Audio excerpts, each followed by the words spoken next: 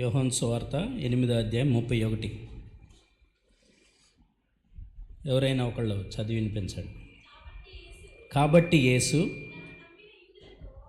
తను నమ్మిన యూదులతో, మీరు నా వాక్యమందు నిలిచిన వారైతే నిజముగా నాకు శిష్యులై ఉండి సత్యమును గ్రహించెదరు. చిన్న మాట ప్రార్థన చేసుకుందాం.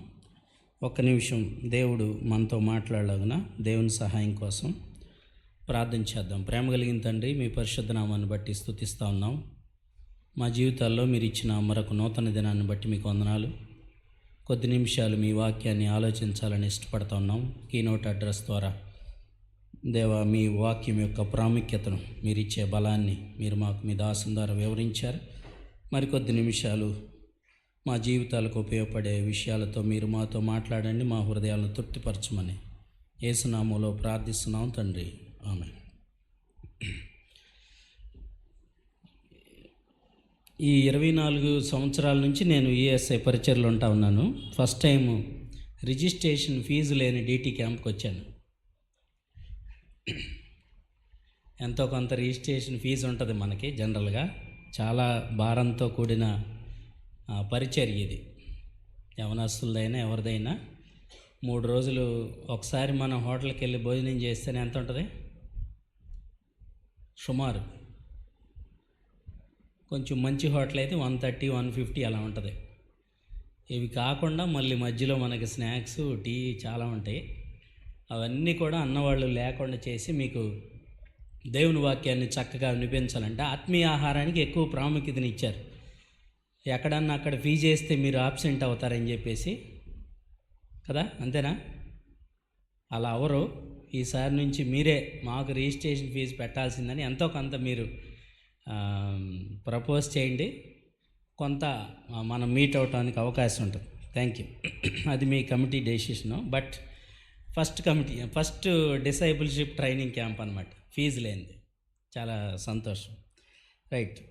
ఒకసారి ఒక చర్చికి ఒక యవనస్తుడు, మీ దగ్గర మొబైల్స్ ఉన్నాయా? మొబైల్స్ లేవా? ఉన్నాయా? మొబైల్స్ లేని వాళ్ళు చేయొద్దండి. స్టూడెంట్స్ మీరందరికి లేవా? పవర్ఫుల్ ఇన్స్ట్రక్షన్ ఇచ్చినట్టున్నారు. Very good.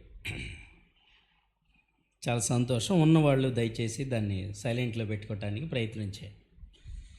ఒకసారి ఒక యవనస్తుడు బాగా చర్చికి రెగ్యులర్గా మీకులాగే వస్తూ ఉన్నాడు. తను వచ్చి పాస్టర్ గారి ముందు ప్రార్థన చేస్తూ ఉన్నాడు. దేవా, నీకు వందనాలు, నాకు కృప ఇవ్వయ్యా, కృప దయచేయి ప్రభా, నీ కృప అనుగ్రహించు ప్రభా అని ప్రార్థన చేస్తున్నాడండి. తర్వాత కొన్ని నెలలు ఉన్న తర్వాత ఆ కుర్రాడు చర్చికి రావటం మానేశాడు. పాస్టర్ గారి దగ్గరికి రావట్లేదు, మందిరానికి రావట్లేదు, ఎవరితో పలకట్లేదు. ఒకరోజు పాస్టర్ గారు అతన్ని కలిసి, ఏంటి బాబు చర్చికి రావట్లేదంటే, కృపకి పెళ్ళయిందిగా పాస్టర్ గారు, అందుకే రావట్లేదు అన్నాడు. దయచేసి కృప అనేవాళ్ళు ఎవరైనా ఉంటే క్షమించండి. సో వేరే యాటిట్యూడ్తో అతను ఎక్కడికి వచ్చేవాడు? చర్చికి వచ్చేవాడు. కృప అంటే వీళ్ళు దేవుని కృప అనుకున్నారు. కానీ ఆయన కృప వేరు, ఆయనకు కావాల్సిన కృప వేరు. అమ్మాయి కోసం వచ్చేవాడు, అమ్మాయి కోసం ప్రార్థన చేసేవాడు, అమ్మాయి కోసం పాటలు పాడేవాడు. మనం కూడా యేసుక్రీస్తుని ఎరగక ముందు చాలాసార్లు ఒకవేళ అలవాటు క్రైస్తవ్యం ఉంటే అలాంటి పనులు మనం కూడా చేసి ఉంటాం. కొంతమంది ఇప్పుడు కూడా చేస్తూ ఉండే ప్రమాదాలు ఉంటాయి. నాట్ ఓన్లీ ఆపోజిట్ జెండర్, వేరే యావిగేషన్స్తో, అదర్ రాంగ్ మోటివ్స్తో యేసుక్రీస్తుని వెంబడించే వ్యక్తులుగా మనం ఉండే అవకాశం ఉంది. సో ఈ థీమ్ మీద మనం 3 డివోషన్స్ మనం కలిగి ఉంటాం. యేసుక్రీస్తు ప్రభువారు ఎన్ని సంవత్సరాలు జీవించారు భూమి మీద?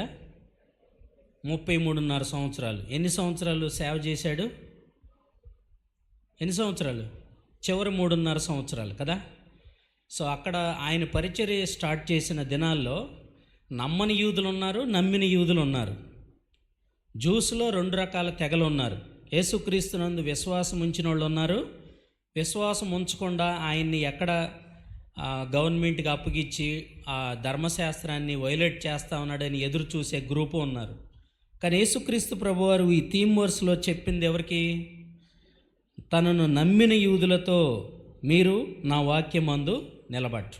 ఎలా నిలబడతాం వాక్యంలో అనే విషయాల్ని మనం రకరకాల సెషన్స్ ద్వారా మనం ఆలోచన చేస్తావచ్చు. ఒకసారి ఆదికాండం 1వ అధ్యాయం 27-28 వచనాలు మనం చదివితే,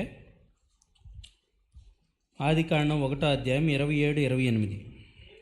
దేవుడు తన స్వరూపమందు నరుని సృజించెను, దేవుని స్వరూపమందు స్త్రీని గాను పురుషుని గాను వారిని సృజించెను. దేవుడు వారిని ఆశీర్వదించెను, ఎట్లనగా మీరు ఫలించి అభివృద్ధి పొంది విస్తరించి భూమిని నిండించి దానిని లోపరుచుకొనుడి. చాలు. ఎందుకు దేవుడు మానవుని సృష్టించాడు అనే పర్పస్ మనం ఇక్కడ ఆలోచన చేస్తే, ఆదాము అవ్వల్ని సృష్టిలో చూస్తూ ఉన్నప్పుడు ఒక 2 మాటలు మనం ముఖ్యంగా ఆలోచించే 28వ వచనంలో ఏంటది? Fruitful and multiply. ఫలించి అభివృద్ధి చెందటం కోసం దేవుడు ఏం చేశాడు? తన పోలిక చొప్పున నరుణ్ణి సృజించాడు. అంటే మనం ఇప్పుడు చూసినట్టు యేసయ్య బొమ్మలు ఉంటాయి కదా, ఎట్లా ఉంటాయి? కాషాయ వస్త్రాలు వేసుకున్నాడు, షేవ్ చేయించుకోలేదు, క్రాఫ్ చేయించుకోలేదు, 33.5 సంవత్సరాలు, జూయిష్ లాగా కల్చర్ ఉంటుంది కాబట్టి ఒక ఇమేజ్ వచ్చేసింది. సో దాన్నే దేవుడని పూజిస్తూ ఉన్నారు. చాలామంది సిలువ వేసుకుంటున్నారు, చాలామంది ముద్దు పెట్టుకుంటున్నారు కదా. రకరకాలుగా మన సొసైటీలో చూస్తూ ఉన్నాం. ఒకవేళ ఆ పటాన్ని కాలుకి తగిలితే అది చాలా భయంకరమైన తప్పుగా భావిస్తున్నారు. ఇక్కడ మనం చూస్తే ఆయన పోలికలో సృజించాడు అన్నది. అంటే ఆయన ఉన్నట్టుగా కాదు, ఆయన లక్షణాలతో ఏం చేశాడు? మానవుణ్ణి చాలా పవిత్రంగా దేవుడు సృజించాడు, క్రియేట్ చేశాడు. కానీ ఈ రోజుల్లో జనాలు ఏం చేస్తున్నారు? దేవుణ్ణి క్రియేట్ చేస్తున్నారు, 16 రోజుల్లో అదే దేవుణ్ణి మళ్ళీ తొక్కేస్తున్నారు. కోర్స్ మనం అలాంటి జాబితాలో లేము, వాటిలో నుంచి బయటకు వచ్చాం అనే విషయాన్ని అని నేను అనుకుంటా ఉన్నా. The purpose of human being, మనం గాడ్స్ క్రియేషన్లో మనం ఆలోచన చేస్తే, మనం ఫలించి అభివృద్ధి చెందటానికి దేవుడు ఏం చేశాడు? మనల్ని సృష్టించినట్లుగా పవిత్రంగా ఆ ఏదైనా తోటలో ఉంచినట్లుగా మనం చూస్తాం. తర్వాత అధ్యాయంలో మనం చూస్తే మన అందరికి తెలుసు, నాకంటే మీ అందరికి తెలుసు ఏంటది? ఆదాము హవ్వలు ఏం చేశారు? పాపం చేశారు. ఆజ్ఞ అతిక్రమం పాపం. దేని ద్వారా? పాము. అంటే పాము కనపడితే, లేకపోతే ఎవరన్నా నల్ల బట్టలు వేసుకొని వస్తే, అందుకే ప్రకటన గ్రంథంలో సాతాను గురించి ఏముంది? వెలుగుదూత అని ఉంది కదా. చాలామందికి చర్చెస్లో రకరకాల కళ్ళు వస్తుంటాయి. అయ్యా ఈరోజు నల్లగా ఒక ఆయన వచ్చాడు, గజ్జల సౌండ్ వచ్చింది అని చూస్తుంటారు కదా. అసలు దెయ్యం మనలోనే ఉంటుంది. ఎవరి గురించో మనం ఆలోచించుకుంటా, లేకపోతే మనం చేసిన పాప పనులు తలంచుకుంటా ఉంటాం కాబట్టి అవి కల్లోకి వస్తాయి. కోర్స్ అవి ఉన్నాయా లేదనేది డిఫరెంట్ సబ్జెక్ట్. ఇక్కడ మనం ఆలోచన చేస్తే ఆ పర్పస్లో నుంచి, ఆ హోలీలో నుంచి మానవుడు ఏం చేశాడు? తప్పిపోయి ఆజ్ఞను అతిక్రమించి పాపం చేసినట్లుగా మనం ఏం చూస్తామంటే 2వ అధ్యాయం 9వ వచనం, 16, 17. అంటే దేవుని ఉద్దేశాల నుంచి మానవుడు ఏమయ్యాడు? తప్పిపోయాడు. అంటే దేవుని ఆజ్ఞ కన్నా సాతాను యొక్క మాటకి ఏం చేశాడు?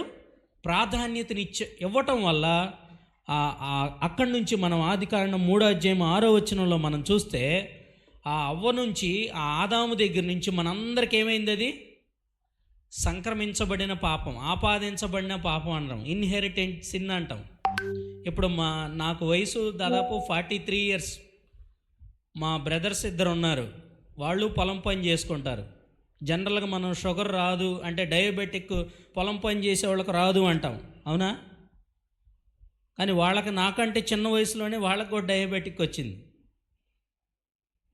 అది రాంగ్. ఎందుకంటే మా ఫాదర్కి ఉంది, ఇంకా వాళ్ళ ఫాదర్స్కి ఉంది. అంటే ఇప్పుడు హెరిడేటరీ అనమాట. ఏంటది? జన్యుక్రమంగా ఏమవుతుంది? ఇప్పుడు చాలామందికి నేను చెప్తా కదా, జిఎస్టీ అంటే గ్యాసు, షుగరు, థైరాయిడ్. వీటికి పర్మనెంట్ సొల్యూషన్ లేదు. పెద్ద పెద్ద వాటికి పర్మనెంట్ సొల్యూషన్ ఉంది. కానీ ఇవి వారసత్వంగా ఏమవుతా ఉన్నాం? ఇప్పుడు మన తండ్రులు మనకిచ్చే ఆస్తి ఏంటంటే ఈ రోగాలే, చాలాసార్లు ఆస్తులు కాదు. అట్లానే అవ్వ దగ్గర నుంచి, ఆదాము దగ్గర నుంచి ఈ పాపం ఏమైంది? మనందరికీ ఇప్పుడు మనకి నంబూరులో వీవా స్కూల్ అని ఉంది. మనకి అక్కడ నర్సరీ ఎల్కేజీ వాటికి 1.5 lakh ఫీజు ఉంటుంది. చాలా కష్టపడి చాలా ఎక్కువ ఖర్చు పెట్టి చదివిస్తూ ఉంటారు, బాగా బిగ్ షాట్లు, కొంచెం మాస్లో చెప్పాలంటే. కానీ బూతులు తిడటానికి ఏదన్నా స్కూల్కి వెళ్ళాలి మనం? ఎదుటోడిని మోసం చేయడానికి ఏదన్నా స్కూల్కి వెళ్ళాలా? చిన్న చిన్న అబద్ధాలు ఆడటానికి ఏదన్నా స్కూల్కి వెళ్ళాలా?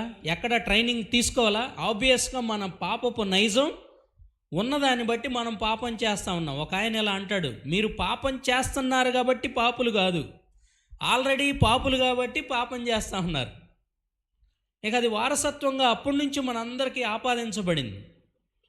సో దానికి విరుగుడేంటి అనేది మనం రకరకాల గ్రంథాలు చూస్తూ ఉన్నప్పుడు రక్తం చిందించబడాలి. పవిత్రమైన వ్యక్తి తనంతట తానే రక్తం చిందించినప్పుడే పాప విమోచన జరుగుతుంది అనే విషయం ఒక బైబిలే కాదు, ప్రతి గ్రంథం కూడా వివరిస్తూ ఉంది. ఈ పాపం చేయటం వల్ల, ఆజ్ఞను అతిక్రమించి దేవునికి విరోధంగా ప్రవర్తించటం వల్ల మనం ఏమయ్యాం? దేవుని రాజ్యానికి దూరం అయిపోయాం, దేవుని వారసత్వాన్ని కోల్పోయాం. ఆ పవిత్ర ప్రదేశం నుంచి వాళ్ళు ఏమయ్యారు? బయటకు వచ్చేసారు. అందుకే మనందరం పాపాన్ని చాలా సింపుల్గా చేయగలుగుతున్నాం. నీకు యూట్యూబ్లో బొమ్మలు ఎలా చూడాలో, ఫోనోగ్రఫీ ఎలా చూడాలో, ఏ సైట్లో ఉండయో నీకు ఎలాంటి కోర్సు నేర్పించడం అవసరంలా. ఒక లింక్ తర్వాత ఒక లింకు, ఒక వీడియో తర్వాత ఒక వీడియో, ఒక షేర్ తర్వాత ఒక షేరు, అన్నీ వస్తూ ఉంటాయి బార్కి. అసలు నువ్వే లింకులు క్రియేట్ చేసేంత నాలెడ్జి సంపాదించుకుంటావు.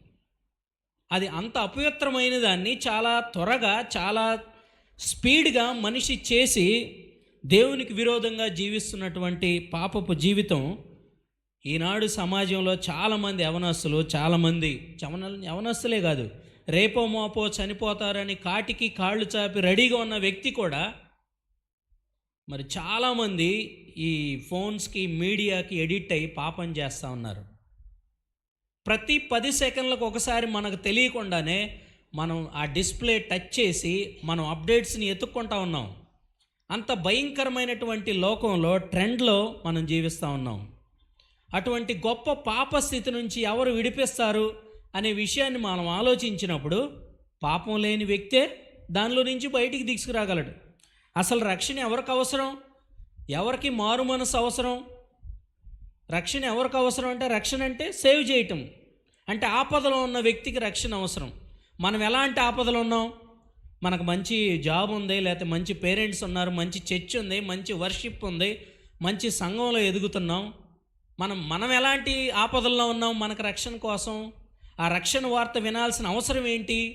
మనం ఎందుకు పాపంలో నుంచి బయటికి రావాలి అనే విషయాలు మనం ఆలోచన చేస్తూ ఉన్నప్పుడు అయితే స్వతహాగా మన జీన్స్లోనే ఉంది, పాపపు నైజం ఉంది. ఒకవేళ మీరు యేసుక్రీస్తు ప్రభువారిని మీరు సొంత రక్షణగా అంగీకరించినా, నేను కూడా 24 సంవత్సరాల క్రితం ఇంటర్మీడియట్ సెకండ్ ఇయర్ చదివేటప్పుడు యేసుక్రీస్తు ప్రభువారిని అంగీకరించాను, అయినా నాలో పాప స్వభావం ఉంటూనే ఉంది. ఒకవేళ ఆ పాప స్వభావం లేకపోతే బాపట్లకు నేనే దేవుడిని అవ్వచ్చు, లేకపోతే ఈ ఆంధ్రప్రదేశ్కి నేనే దేవుడిని అవ్వచ్చు. So there is a chance to do sin. పాపం చేయటానికి పుష్కలంగా అవకాశాలు ఈ రోజుల్లో ఉంటా ఉన్నాయి. యేసుక్రీస్తు ప్రభువారిని అంగీకరించిన తర్వాత కూడా చాలాసార్లు 2 రకాల పాపాలు ఉంటాయి మనకి. పాత స్వభావం, పాప స్వభావం 2 ఏళ్తూ ఉంటాయి. మనం ఎవరికి అవకాశం ఇస్తే వాళ్ళు మన జీవితాన్ని పరిపాలన చేస్తూ ఉన్నారు. సో రక్షణ ఎవరికి అవసరం అనే విషయాన్ని ఆలోచన చేస్తే సమస్యలో ఉన్న వ్యక్తికి అవసరం. ఏ సమస్య?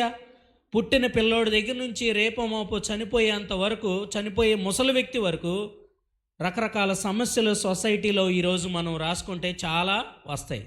ఆ సమస్యలన్నిటికీ బైబిల్ పెట్టిన హెడ్డింగ్, పెద్ద హెడ్డింగ్ ఏంటంటే పాపం. అందుకే రోమా 3:23లో ఉంటుంది, ఏమని? ఏ భేదం లేదు, అందరూ పాపం చేసి దేవుడు అనుగ్రహించు మహిమని పొందలేకపోతాం. దాంట్లో ఈ సంఘం, ఆ సంఘం, ఆ చర్చి, ఈ చర్చి, ఒక్కొక్కళ్ళు అంటారు మాది తల్లి సంఘం, తండ్రి సంఘం, మేము ముందు వెళ్తాం. ఎవడిచ్చాడు గ్యారంటీ? ఎవడివ్వలేదు. రక్షణ వ్యక్తిగతమైంది, గుర్తుపెట్టుకోండి. సంఘానికి సంబంధించింది కాదు, సంఘ పాస్టర్కి సంబంధించింది కాదు, సంఘంలోకి వచ్చే మంచి ఈవులను బట్టో లేకపోతే అక్కడ ఉన్న ఫ్రూట్ని బట్టో సంబంధించింది కాదు. ఒకవేళ అలాంటి అవకాశం ఏదన్నా ఉంటే జోషికే రాయన్న కొంతమందికి ఏమన్నా కార్లు కొని ఇచ్చో, లేకపోతే భోజనాలు పెట్టో, లేకపోతే ఇంకోటి ఇచ్చో, చీరాల్లో చాలామందిని దేవుని నమ్ముకునేటట్టు చేసిండేవాళ్ళు అనా. అలాంటి అవకాశం లేదు. రక్షణ వ్యక్తిగతం, పాపపు ఒప్పుకోలు వ్యక్తిగతం. మన పేరెంట్స్ని బట్టో, సంఘాన్ని బట్టో, లేకపోతే మనం మంచి చోట జీవిస్తున్న జీవితాన్ని బట్టో ఇది అనుగ్రహించబడదు.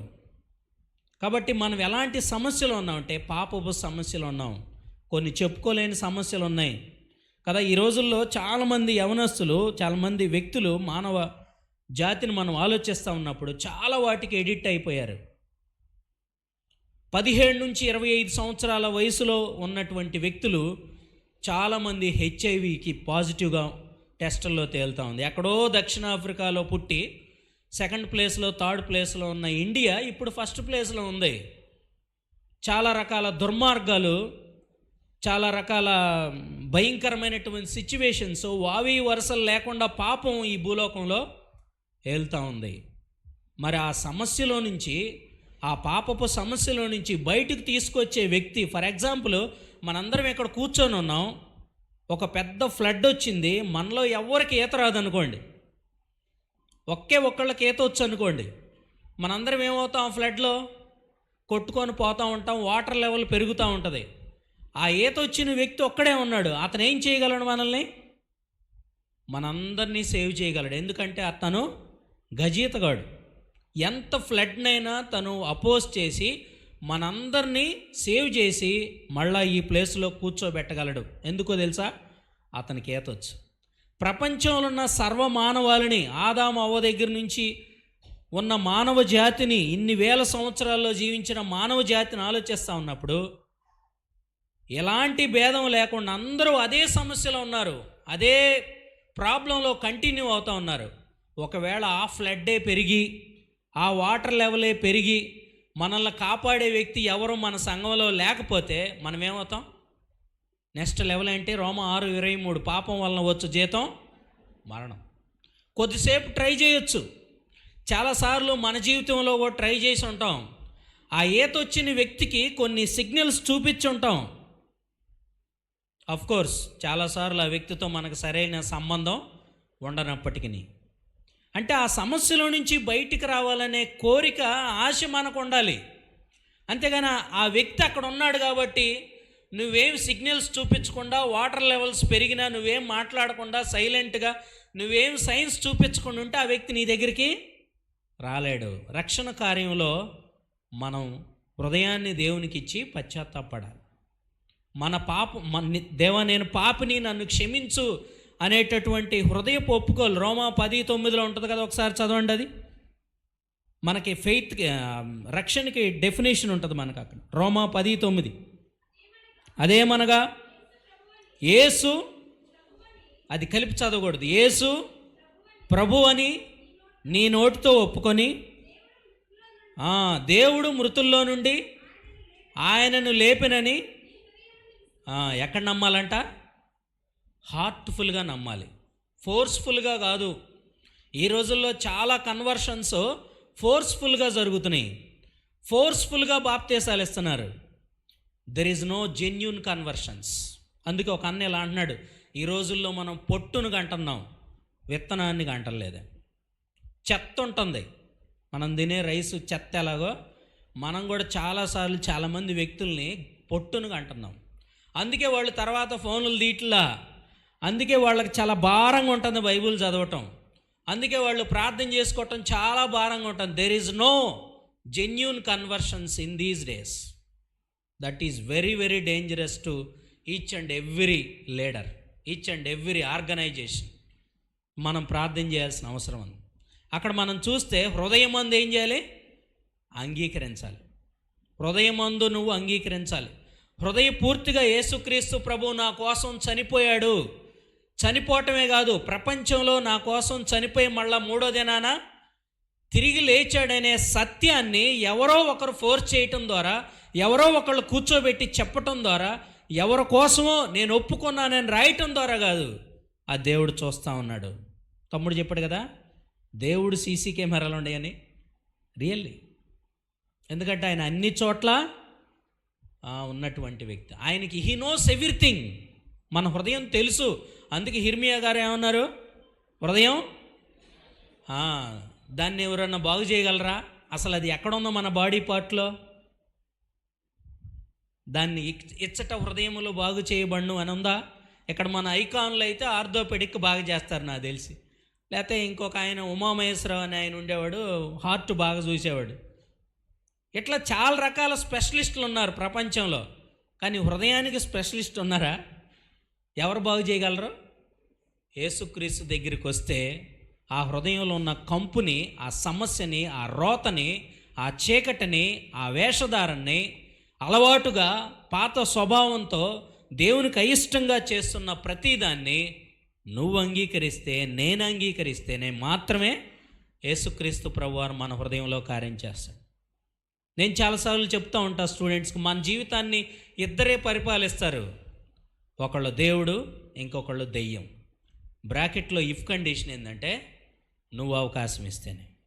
నీకు తెలియకుండా నీ జీవితంలో ఏదీ జరగదు. నీకు తెలియకుండా నువ్వు క్వైట్ టైం చేయలేవు. నీకు తెలిసే చేస్తావు. నీకు తెలియకుండా ఏ అమ్మాయితో మాట్లాడు, ఏ అబ్బాయితో మాట్లాడు, ఏ ఫోనోగ్రఫీ చూడవు. నీకు అది తెలిసే వాంటెడ్గానే అన్నీ మన జీవితంలో జరుగుతూ ఉంటాయి. కాకపోతే మనం చెప్పేది ఏంటి తెలుసా? సాతాను నన్ను మోసం చేశాడు. అమ్మాయి రూపంలో వచ్చి మోసం చేశాడు, అబ్బాయి రూపంలో వచ్చి మోసం చేశాడు, వీడియో రూపంలో వచ్చి. సాతాను ఏం మోసం చేయడు. సాతాను ప్రొవోక్ చేస్తే, ప్రేరేపిస్తూ ఉంటే మనం ఏమయ్యాం? దానికి ఈల్డ్ అయ్యాం. అలాగనే అసలు మనకు ఏం రావా? చాలా పరిశుద్ధులం అంటే కాదు, అవన్నీ వస్తాయి. అందుకే అవి రావటం పాపం కాదు, వాటిలో నిలిచి ఉండటం పాపం. యేసుక్రీస్తు ప్రభువుని నమ్ముకున్న తర్వాత 6 నెలల తర్వాత నాకు అర్థమైంది నేను యేసుక్రీస్తుని అంగీకరించానని. ఎందుకో తెలుసా? Due to lack of fellowship. నేను బాపట్లలో ఆర్ట్స్ కాలేజీలో ఇంటర్మీడియట్ చదివేటప్పుడు యేసుక్రీస్తు ప్రభువారిని నా సొంత రక్షణగా అంగీకరించా. 6 నెలల తర్వాత అర్థమైంది, ఓహో నేను యేసుక్రీస్తుని నమ్ముకున్నానని. ఎందుకో తెలుసా? నాకు సహవాసం లేదు. అప్పుడు ఈఎస్ఐ మినిస్ట్రీ ఉంది, నా దగ్గరలో బ్రదరన్ చర్చి ఉంది. ఆ తర్వాత చిన్న చిన్నగా సహవాసానికి వెంపర్లాడుతా ఆకలితో నేను ఆ సహవాసానికి వెళ్ళా. ఈ రోజుల్లో మనం చాలామందిని ఏం చేస్తున్నాం? ఆటోలు పెట్టి వాళ్ళకి అయ్యి ఇచ్చి ఇచ్చి అమ్మమ్మమ్మ కూర్చో, అయ్యయ్య కూర్చొని బతిమలాడుతున్నాం. ఎందుకు అర్థమైందంటే 6 నెలల తర్వాత ఆ యేసుక్రీస్తుని ప్రభువుని అంగీకరించక ముందు నా జీవితంలో ఉన్న ఏది చేయటానికి నా మనసు అంగీకరించట్లా. ఒక్కొక్క సినిమా బాపట్లో 4 సార్లు 6 సార్లు చూసిన వ్యక్తిని ఆ వాల్ పోస్టర్ చూస్తుంటే నాకు చేదరేస్తుంది. పాపాన్ని ద్వేషిస్తూ ఉన్నా, బూతుల్ని ద్వేషిస్తూ ఉన్నా, సహవాసాన్ని కోరుకుంటా ఉన్నా. బైబిల్ చదవటానికి అప్పుడే నేను బైబిల్ని ఇంటర్మీడియట్ సెకండ్ ఇయర్లో 3 సార్లు చదివా. నాకే తెలియదు. ఇంతకుముందు బైబిల్ చదివేవాడిని, చర్చికి వెళ్ళేవాడిని. మాది లోదరన్ చర్చి బ్యాక్గ్రౌండ్. నాకు వాయిద్యాలు వచ్చు, చర్చి క్లీన్ చేయటం వచ్చు, పాస్టర్స్తో రిలేషన్స్ ఉన్నాయి, సండే స్కూల్ లీడ్ చేయగలం. But that is not true salvation.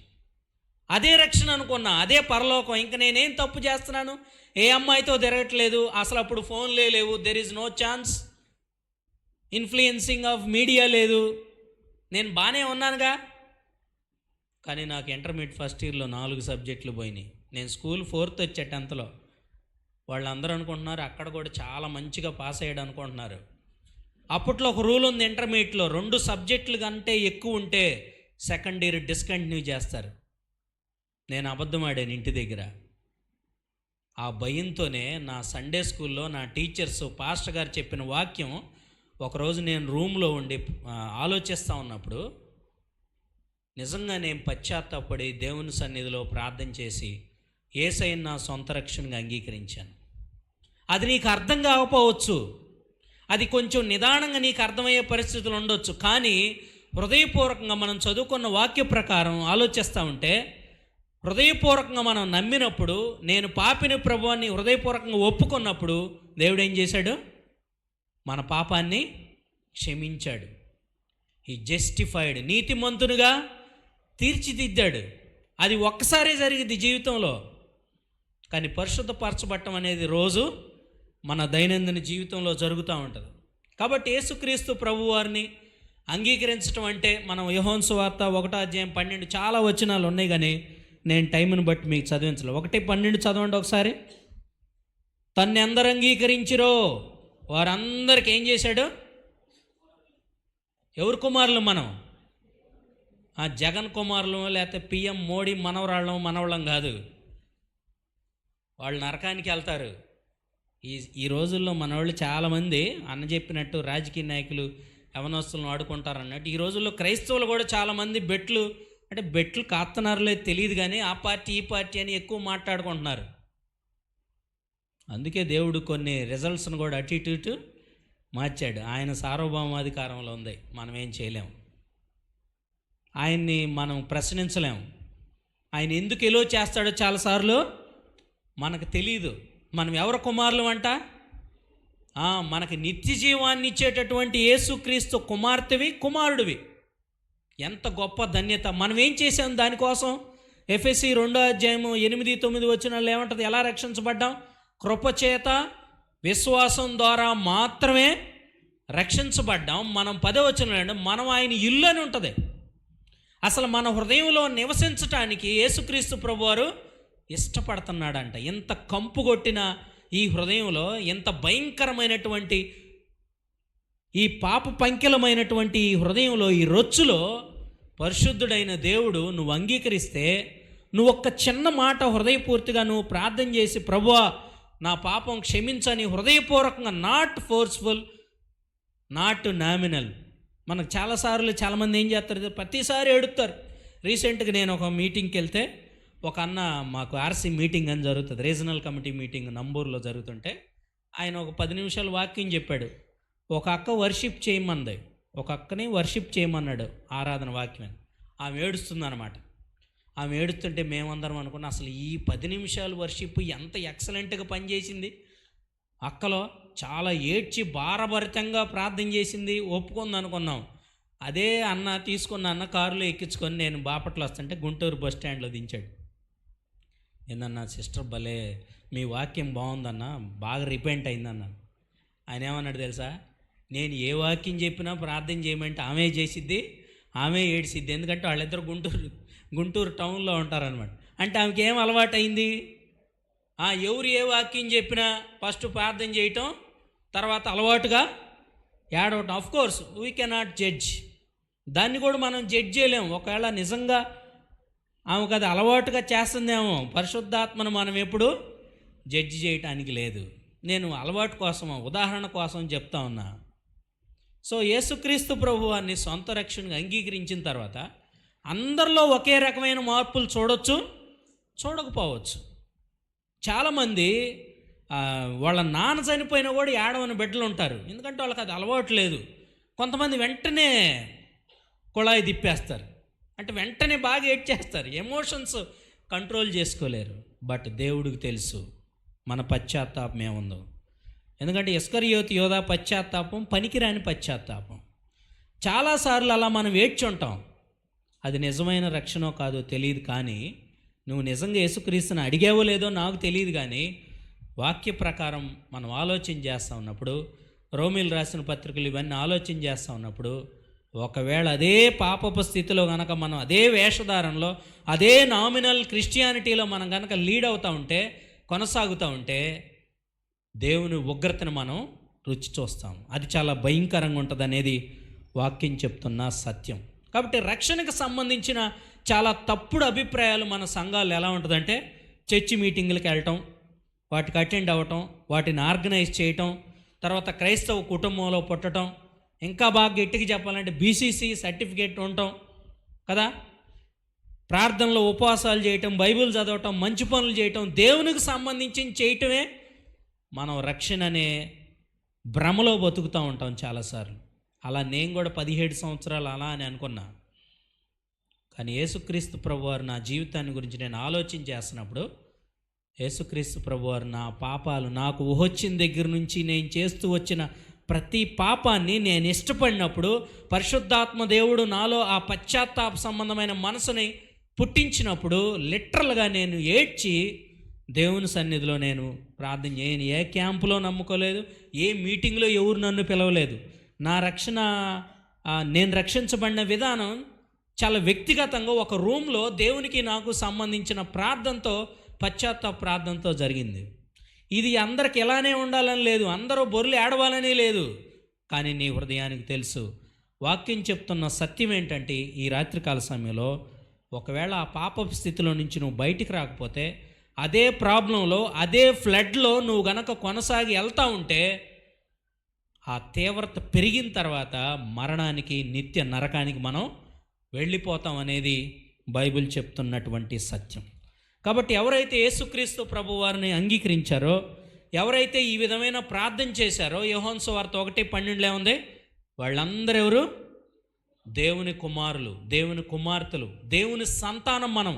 మన అడ్రస్ మార్చబడింది. We are all born again, we are all children of Jesus Christ. అది వాక్యం చెప్తా ఉంది. మనందరినీ దేవుడు ఏం చేశాడు? నీతిమంతులుగా తీర్చిదిద్దాడు. చాలాసార్లు క్రిస్టియానిటీ అంటే మతం మార్చుకుంటున్నాం అనుకుంటాం, కానీ ఏం మారుస్తున్నాం? మార్గం మార్చింది. మారు మనస్సు, రక్షించబడటం.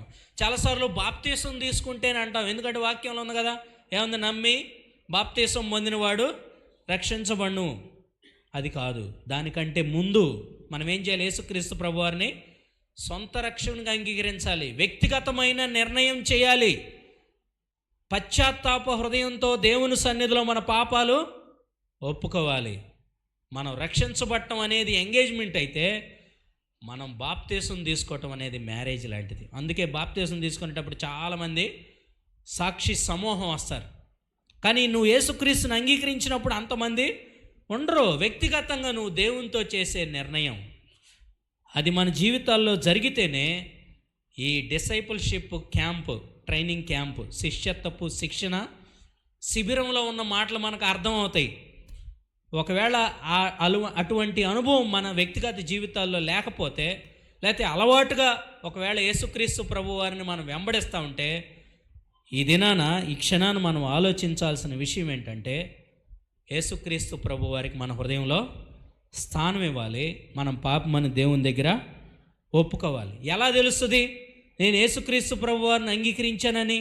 మీరు చెప్పేది బాగానే ఉంది, అసలు నేనేం చేయలేదు, నాకు ఎలా అర్థమైద్ది? ఆ ఎష్యూరెన్స్ నాకు ఎలా వస్తుందంటే, మనకి బైబిల్లో చాలా చక్కగా ఉంది. రోమీయులు రాసిన పత్రిక 10:9, తర్వాత 8:16 పరిశుద్ధాత్మ దేవుడు ఏం చేస్తాడంట?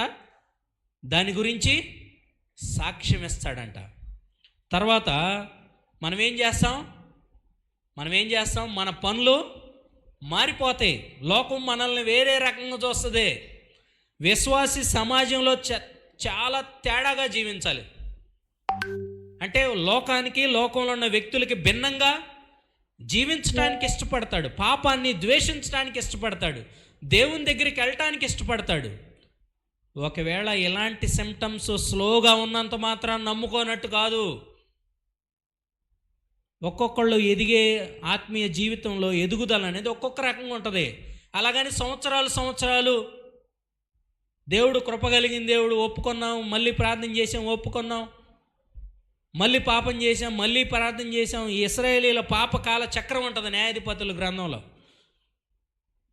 అలాంటి జీవితం జీవిస్తే there is a doubt in our salvation, there is a doubt in our assurance of salvation.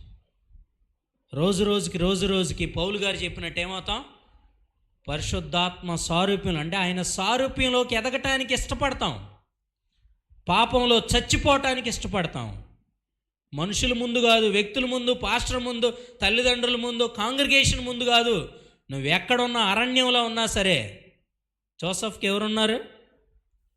Pastor అన్న ఉన్నాడా? బైబిల్ ఉందా? సండే స్కూల్ ఉందా? డిటి క్యాంప్ ఉందా? బట్ ఆయన ఫలించే కొమ్మలాగా ఉన్నాడు. చాలామంది జీవితాల్లో సరైన వాక్య జ్ఞానం లేకపోయినా, చదువు లేకపోయినా, వాళ్ళ హృదయాల్లో ఏం జరిగింది? రిపెంటెన్స్. యేసుక్రీస్తు ప్రభు వారిని హృదయపూర్వకంగా ఏం చేశారు? ఒప్పుకున్నారు. పాప విమోచకుడని. ఒక బానిసని ఎలాగ తీసేయలేడో, ఒక పాపమున్న వ్యక్తిని బయటికి తీసుకురాలేడు. పాపం లేని పరిశుద్ధుడైన యేసుక్రీస్తు ప్రభువారు మాత్రమే దీనిలో నుంచి బయటికి తీసుకురాగలడు, ఆ పాపపు సమస్యలో నుంచి బయటికి తీసుకురాగలడు. అలా నన్ను 24 సంవత్సరాల క్రితం యేసుక్రీస్తు ప్రభువారు నన్ను బయటికి తీసుకొచ్చాడు, విమోచించాడు. ఇశ్రాయేలీల్ని ఐగుప్తులో నుంచి మోషే ద్వారా దేవుడు ఎలా విమోచించాడో, యేసుక్రీస్తు ప్రభువు ద్వారా ప్రపంచంలో ఉన్న సర్వ మానవాళికి ఒక్కసారి యేసుక్రీస్తు ప్రభువారు కార్చిన రక్తం ద్వారా మనందరికీ పాప విమోచన జరిగింది. అది హృదయపూర్వకంగా నమ్మితేనే, కథలుగా డాక్ట్రిన్స్గా తెలుసుకుంటే కాదు.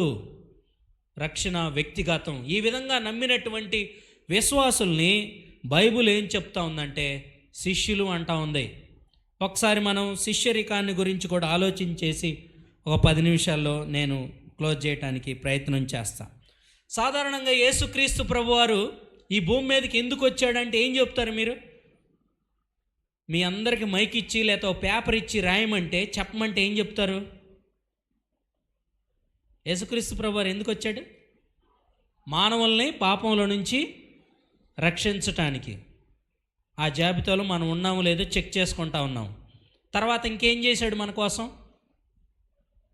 సిలువ యాగం జరిగింది. తర్వాత 3 రోజుల్లో ఆయన ఏం చేశాడు? మళ్ళా తిరిగి, అంటే ప్రపంచానికి యేసుక్రీస్తు ప్రభు ఏం చేయాలో అదంతా జరగటం కోసం లిటరల్గా మనకి ఎంత పీరియడ్ కావాలి? 3.5 రోజులు చాలు. am I right?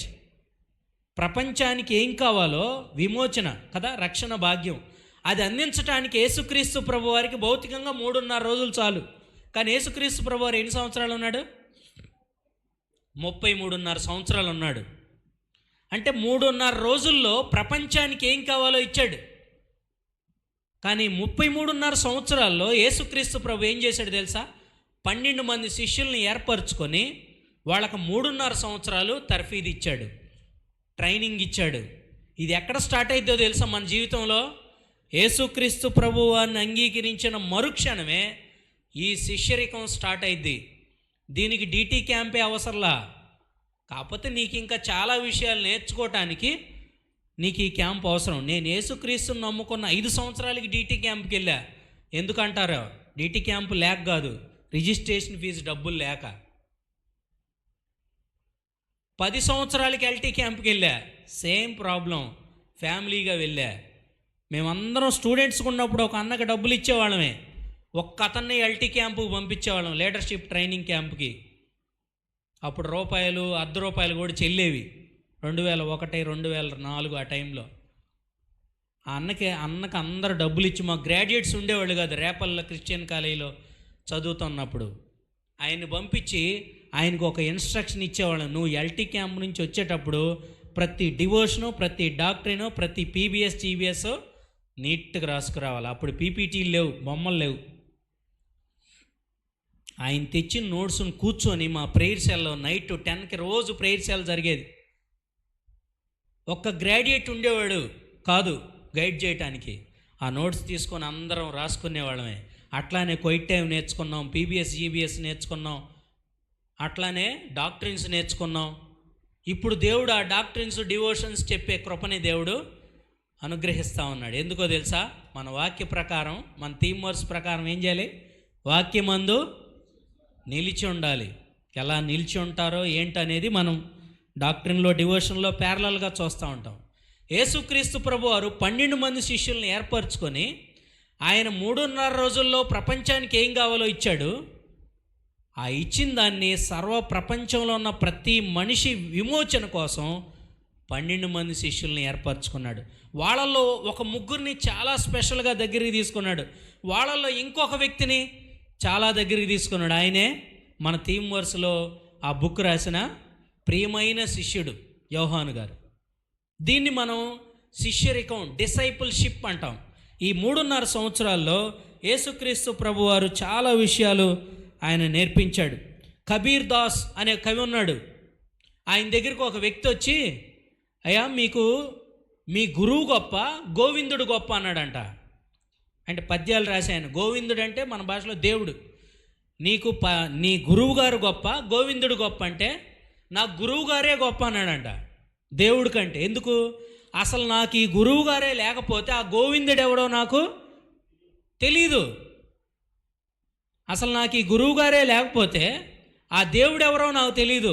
మన గురువు గారు ఎవరు? క్యాంపులో, మన జీవితంలో అన్ని చోట్ల గురువులు ఉంటారు. సపోజ్ నాకు ఫేస్బుక్ ఉంటే, నాకు లేదులే, దాన్ని డియాక్టివేట్ చేశా. ఒకవేళ ఫేస్బుక్ ఉంటే మనకి ఎవరు ఉంటారు? చాలామంది ఫాలోవర్స్ ఉంటారు. బట్ నువ్వు గురువు కాదు. అంతా ఓపెన్ టు ఆల్. యేసుక్రీస్తు ప్రభు వారికి కూడా ఫ్యాన్స్ను కోరుకోలే, ఆయన ఫాలోవర్స్ను కోరుకున్నాడు.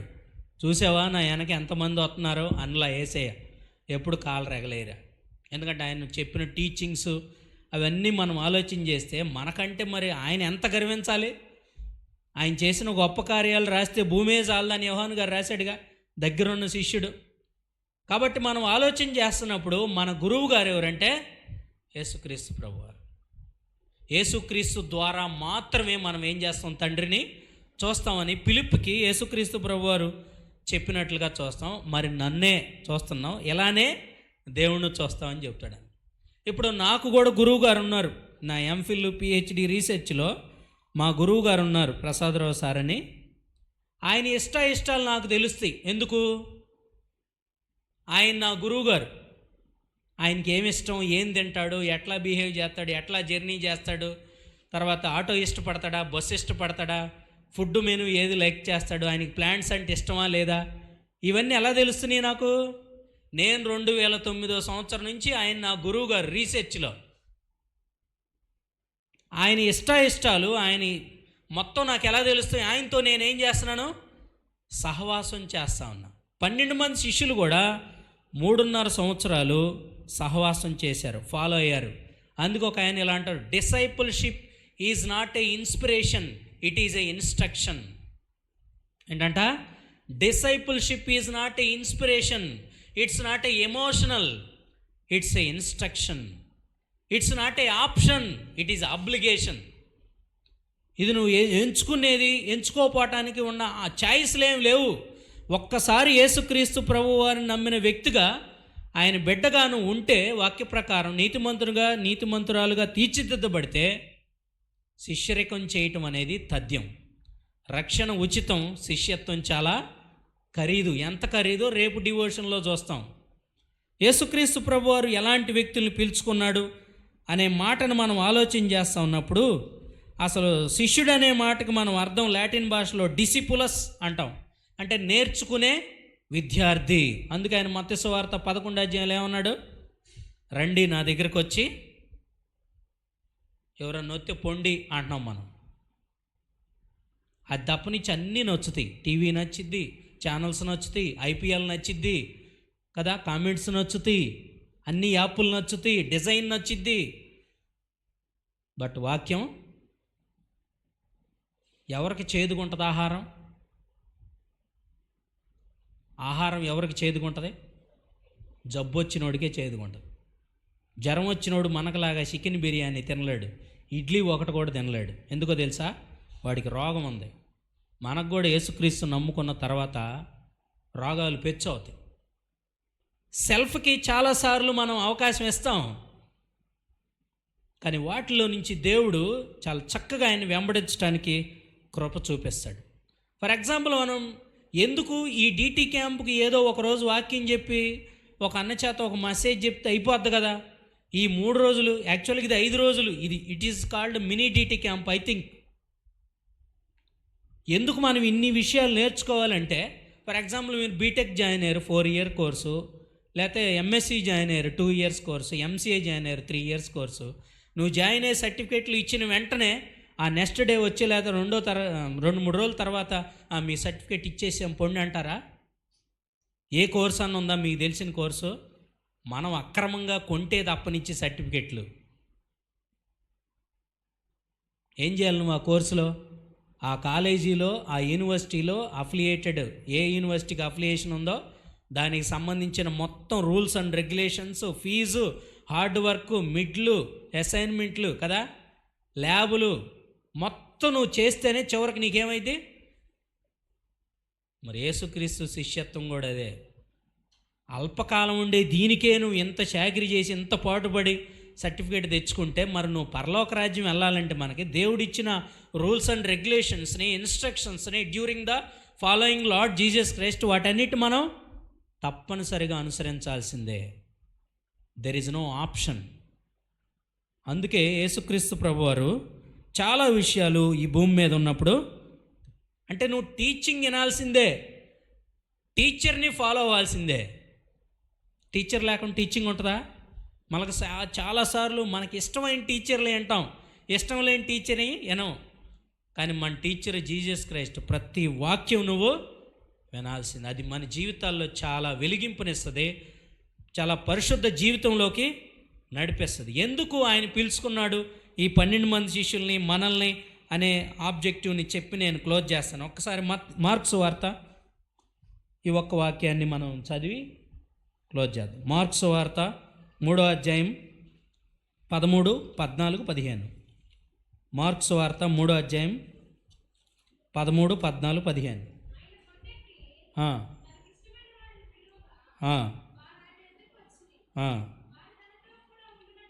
చాలా ఇంపార్టెంట్, ఇది అండర్లైన్ చేసుకోండి. రామన్ లాగా చెబుతున్నాను, నేను కూడా అండర్లైన్ చేసుకోండి. ఏముందంటే అక్కడ 14వ వచనంలో, వారు తనతో కూడా ఉండునట్లు దెయ్యములను వెళ్ళగొట్టు అధికారం గలవారై సువార్త ప్రకటించుటకును వారిని పంపవలనని ఆయన 12 మందిని. ఎందుకు యేసుక్రీస్తు ప్రభువారు 12 మందిని నియమించుకున్నాడు? ఈ 14వ వచనంలో 3 పనులు ఉన్నాయి. ఆ 3 పనులు చెప్పి నేను క్లోజ్ చేస్తాను. ఏం పనులు చెప్పండి? ఎందుకు యేసుక్రీస్తు ప్రభువారు మనల్ని పిలిచాడు? ఎందుకు ఫాలో అవ్వమంటున్నాడు? ఎందుకు క్వైట్ టైం చేసుకోమంటున్నాడు? ఎందుకు వాక్యం నేర్చుకోమంటున్నాడు? ఫస్ట్ది ఏంటంట, నువ్వు సేవ చేయటానికి కాదు, ముందు ఆయనతో ఉండటానికి. ఈ ఆర్డర్ రివర్స్లో ఉంటుంది మన లైఫ్లో. ఈ సేవ చేస్తానే ఉంటున్నాం అనుకుంటున్నాం, ఈ ఫిజికల్ వర్క్స్ చేస్తానే చాలాసార్లు దేవునితో వ్యక్తిగతమైన సంబంధం ఉండదు, ప్రార్థన ఉండదు, వాక్యం ఉండదు, విశ్వాసులతో సహవాసం అంతకంటే ఉండదు. We are busy busy busy. అందుకే బిల్లీ గ్రహం గారు అన్నారు కదా, బిజీగా ఉండేవాడు సాతాను కాడి కింద ఉండేవాడితో సమానం అంట. ఫస్ట్ ఏ పర్పస్తోనంట? ఆయనతో ఉండటం, ఆయనతో గడపటానికి పిలుచుకున్నాడు.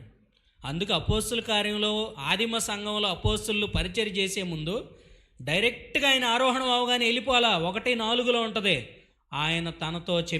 ఆయన వాళ్ళతో చెప్పినట్టు వాళ్ళు ఏం చేశారు? మేడగదిలో ఉండి ప్రార్థన చేశారు, పరిశుద్ధాత్మను పొందుకున్నారు. ఆ తర్వాత మాట్లాడటం రానోళ్ళు, చదువు లేనోళ్ళు, సంస్కారం లేనోళ్ళు, క్యాంపులు లేనోళ్ళు, ట్రైనింగులు లేనోళ్ళు ఏం చేశారు? భూమిని తల్లకిందులు చేశారు. Filling with the Holy Spirit is the very important in our life. అంటే కానీ ఎగరటం కాదు ఫిల్లింగ్ అంటే, ఆయనతో ఉండాలి. తర్వాత ఏంటంట, దెయ్యంలో వెళ్ళగొట్టు అధికారం ఇచ్చాడు, పవర్ ఇచ్చాడు ఆయన. ఇంకేం చేశాడు? అందుకే ప్రతి సువార్త చివరిలో ఏముంటుందంటే, గో అండ్ మేక్ డిసైపుల్స్. అది లాస్ట్ డివోషన్లో మనం చూస్తాం. That is the universal command to all believers. Commission of disciple అనేది మనం చూస్తాం. కాబట్టి యేసయ్యతో మనం ఎలా ఉంటున్నాం, ఎంత సమయం ఇస్తా ఉన్నాం, ఎలాంటి వ్యక్తుల్ని పిలిచాడు తెలుసా? మనం 1 కొరింథీ 1వ అధ్యాయం 26లో నేను చదవను కానీ, మనం బ్యాక్ 10 పీపుల్ని పిలిచాడు ఆయన. టాప్ 10 పీపుల్ని పిలవలా. బలవంతుల్ని సిగ్గుపరచడానికి ఏం చేశాడు? బలహీనుల్ని.